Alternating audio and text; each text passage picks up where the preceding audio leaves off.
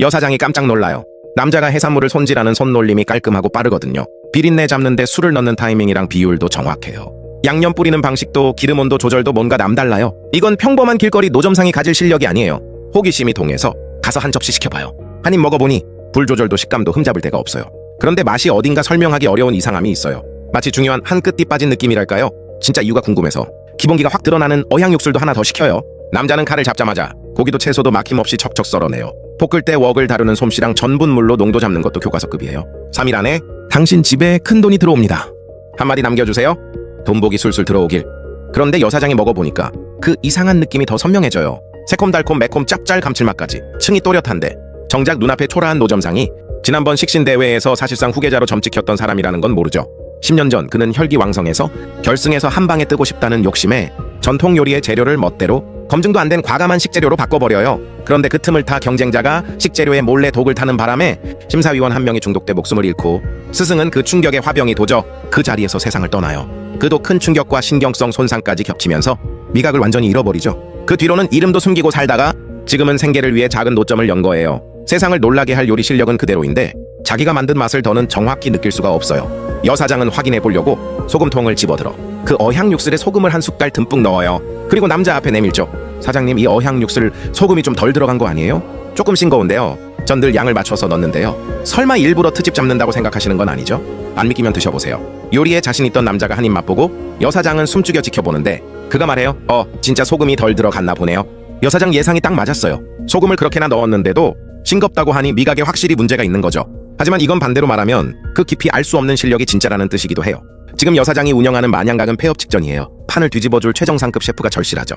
만향각이란 말을 듣자 남자는 번뜩 떠올려요. 그곳은 스승이 예전에 직접 세운 간판이었거든요. 기억과 죄책감이 한꺼번에 밀려오고 남자는 바로 수락해요. 다만 주방장은 안 하겠다고 해요. 자기는 칼질만 하겠다고요? 대신 주방 모든 메뉴의 레시피와 식재료 기준은 자기 방식대로 따라야 한다고 못 박죠. 여사장도 그 조건을 받아들여요. 다음날 남자가 만향각 주방에 들어서자 주방을 한 바퀴 훑어보고 기존 셰프들 요리를 가차없이 지적해요. 소스가 탁하고 기름과 전분이 따로 놀아요.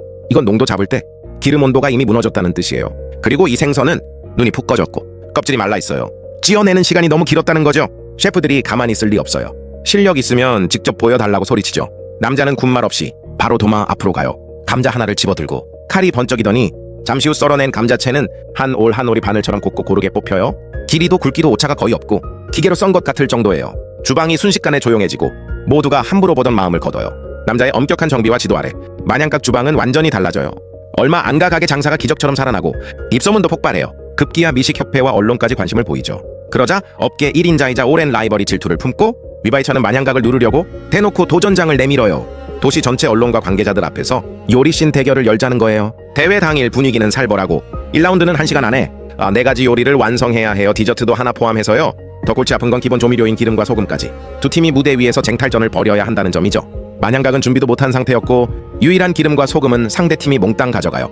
완전한 벼랑 끝인데도 남자는 침착해요. 동료들에게 삼겹살로 돼지기름을 뽑고 해파리를 끓여 바닷소금을 얻고 사탕수수를 짜서 조려 흑설탕을 만들라고 지시해요. 그렇게 움직이더니 현장에서 기본 양념을 직접 만들어내요. 시간은 촉박하고 남자는 생선 한 마리를 주재료로 전혀 다른 맛의 요리 4가지를 뽑아내기로 해요.